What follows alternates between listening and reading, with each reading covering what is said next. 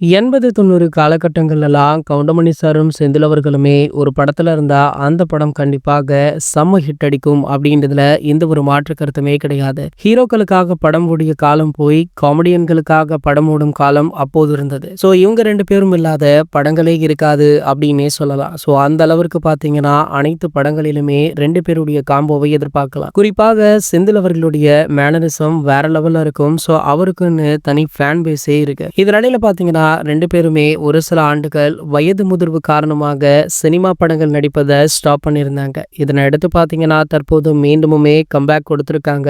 செந்தில் அவர்கள் ஒரு சில படங்கள்ல தொடர்ந்து கெஸ்ட் ரோலுமே பண்ணிட்டு இருக்கார். ஆனா கவுண்டமணி அவர்கள் நடித்தா ஹீரோவாகத்தான் நடிப்பேன் அப்படின்னு சொல்லி தொடர்ச்சியாக பல படங்கள்ல ஹீரோவாக நடிச்சிட்டு இருக்கார். இந்த நிலையில பார்த்தீங்கன்னா செந்தில் அவர்கள் சமீபத்தில் கொடுத்த பேட்டியில அஜித் சாருக்கும் நம்ம ரஜினி சாருக்குமான பாண்டிங் பத்தி பேசியிருக்காரு. அதாவது அஜித் சார் ஒரு காலகட்டங்கள்ல தமிழ் பேசவே ரொம்ப தடுமாறி இருக்காரு. அவர் கலந்து கொள்ற அனைத்து இன்டர்வியூஸ், பொது நிகழ்ச்சிகள் அனைத்திலுமே அவர் ஆங்கிலத்துல தான் பேசுவார். ஆகையால தொடர்ந்து அவர் மீது பல விமர்சனங்களுமே விழுந்தது. குறிப்பாக இவர் தமிழ் நடிகர் தானே, ஏன் தமிழ்ல பேச மாட்டாரா, ஆங்கிலத்துல தான் பேசுவாரா அப்படின்னு பலருமே மோசமாக விமர்சித்து எழுத ஆரம்பிச்சாங்க. இந்த நிலையில பாத்தீங்கன்னா அதன் பிறகு சூப்பர் ஸ்டார் ரஜினிகாந்த் அவர்கள் ஏகே அவர்களை நேரில் அழைத்து நிறைய அட்வைஸ்களை கொடுத்திருக்காராம். அது மட்டும் இல்லாம மீடியாவை எப்படி ஹேண்டில் பண்ணணும் அப்படின்றத சொல்லி கொடுத்திருக்காராம். மேலும் பாத்தீங்கன்னா நீங்க எந்த ஒரு பொது நிகழ்ச்சிகளிலுமே கலந்து கொள்ளாதீங்க, எங்கேயுமே அதிகமாக பேட்டி கொடுப்பதோ பேசவோ செய்யாதீங்க. கொஞ்ச நாள் உங்களை இதற்காக விமர்சிப்பாங்க, அதுக்கப்புறம்